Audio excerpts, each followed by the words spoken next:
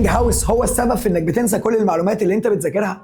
ايه الكلام ده يا دكتور؟ تعالى افهمك. قصه ايبنج هاوس بدات بانه بدا يدرس كيرف اسمه كيرف النسيان. كيرف النسيان زي ما انت شايفه دلوقتي بيقول لك انك لو ذاكرت الحاجه في يوم وسبتها لمده 7 ايام هتتبخر وهتتبلع وهتضيع. عشان كده ايبنج هاوس قال لك معلوماتك هتضيع وهتتسرب.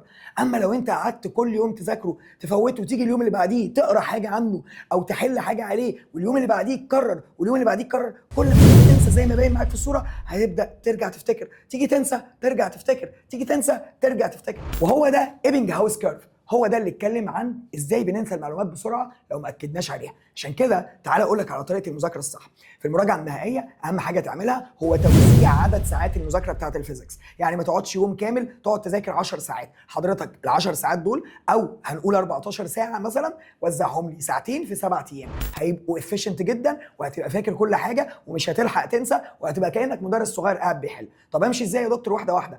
بينزل لك دايما قبل ما تيجي السنتر، ده طالب السنتر، فيديوهات الشرح مجانيه تماما، بتشوفها تظبطها تراجع قوانينها تبدا تحل الاسئله اللي حليناها في الشرح مع بعض، ثم بعد كده تقسم ده على ايام. تيجي بعد كده بعد ما تاكد على الافكار دي تيجي للسنتر نقعد نحل مع بعض في السنتر، تروح تاكد على اهم الافكار، بعدين يوم تاني تحل فيه الهوم ورك، بعدين يوم تاني تصحح فيه الهوم ورك، وبعدين تيجي تستعد للحصه اللي بعدها. ولو انت طالب اونلاين بتنزل لك السيشن كامله من شرح لحد حل، بتبدا تقسمها على السبع ايام بمعدل ساعتين ساعتين ونص كل يوم، وكده يبقى تخطينا البلاك هول اللي بيبلع كل المعلومات اللي قال لنا عليه عمو ايبنج هاوس.